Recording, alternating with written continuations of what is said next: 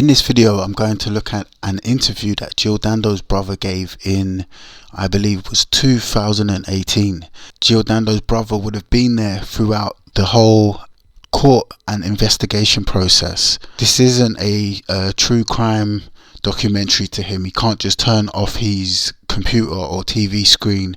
This is his reality, and who will have a better understanding of what happened to the victim of a murder than their nearest and dearest. Jill Dando's brother had been in court one throughout the trial. After the guilty verdict, he spoke with quiet dignity about the loss of a sister who'd also happened to be a national celebrity. On behalf of Jill's family, I'd just like to say that obviously I welcome today's verdict. You'll appreciate that these past 2 years have been a very difficult time for those closest to Jill. But we've gained considerable strength from the enormous amount of goodwill from people all over the country for whom Jill meant so much. I'd particularly like to thank the police for their support and tireless endeavour in helping to bring about today's outcome to the proceedings. There's been so many theories put forward because of the sheer senselessness of this. There's been so many theories. One was it was a professional hitman, a stalker. Do you have your own theory, or do you think that the whole kind of professional hitman thing is maybe a red herring, that it wasn't that? I think, all avenues have to be investigated by the police. Yeah. And in the early days, who knew what it might be, and more importantly, what the motive might have been. But as the weeks have turned to months, and the months have turned to years, and the years have now turned to decades, and nobody has been convicted of Jill's murder, I tend to think that it wasn't a professional hit. Right. I think you can rule out the Serbian hitman. That was a popular theory that was doing the rounds at the time.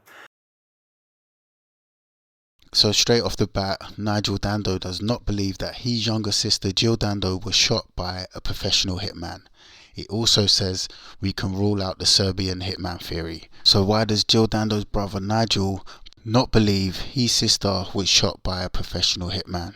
Is it because he has all the information available? It's reality to him. He would have sat through the court proceedings and have access to the case files. And for what it's worth, my belief is that it was just a misguided individual who was in that street on the day with a firearm, who knew where Jill lived, and who just struck lucky. For whatever reason that person was in that street, and for whatever reason that person did what that person did, I doubt that we'll ever know now because of the passage of time. But I just think it was a relatively random act. Somebody struck lucky. So who is this misguided individual who had a gun and who knew where Jill Dando lived? Who is he speaking about? This man that just struck lucky? That person. Who is he talking about, guys? We know who he's talking about. He can't say his name because as far as the court's concerned, this man is innocent. And if he does say this man's name, he's going to get sued. But what he has told us is he doesn't think it's a professional hit. He thinks it's a misguided individual with a gun who struck lucky. Well, Barry George had guns. Barry George was a misguided individual. And if Barry George did kill Jill Dando, he was lucky. We know he's talking about Barry George. Why does Jill Dando's brother think that Barry George killed her? It must be so hard though, just not knowing. Especially someone like you, because you're a man that knows facts. You're a journalist. Yeah, you want to know what happened. Yeah, well, more importantly, in this case, it is important that you know who did it. But to an extent, it's more important for me to know why. What was the motive? It just doesn't make any sense. So Nigel Dando has already come to terms with who did it, and he's more concerned about why. If a member of your family was murdered, would you be more concerned with who or more concerned with why? I would be concerned with who before I'm concerned with why, but if I knew who, then I would be thinking about the motive. If you didn't notice in this clip, he caught himself. He was about to say something, then he said it is important that you know who did it. He didn't say it is important that I know, he said it is important that you know. Want to know what happened. Yeah, well, more importantly, in this case, it is important that you know who did it. Want to know what happened. Yeah, well, more importantly, in this case, it is important that you know who did it. So he didn't say I, He didn't say we, he said you. In this case, it is important that you know who did it. For what it's worth, the police carried out an exhaustive check of CCTV as it existed then. They plotted Jill's journey. There were photographs. She wasn't obviously being followed or anything like that. A lot of phone calls. They were able to monitor a number of it was literally thousands of phone calls that were being made in that area at the relevant time. And there was nothing that jumped out that suggested that, for example, Jill was being followed to her home that day. In this clip, it seems like Nigel Dando is praising the police work. Why is he not angry at the police wasting their time chasing the wrong man? This is the mainstream narrative, right? The police wasted their time chasing the wrong man. They were looking for a patsy because the case was going cold and they were under pressure. But why is Jill Dando's brother praising the police? Why is he not coming out and talking about the whole Barry George saga? Because you can't mention a Jill Dando murder case without mentioning poor old Barry George. But yet Nigel Dando is not talking about no poor old Barry George. He's praising the police's work. Now this next segment is, I believe, in 2015, and a journalist, I think his name's Mark William Thompson, is selling a documentary on Amazon.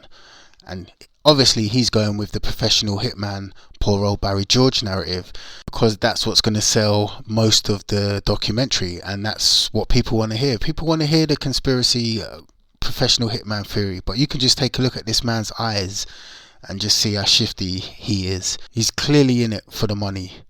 And what's interesting about this interview to me is when Barry George starts talking, how quickly they cut him off. A professional.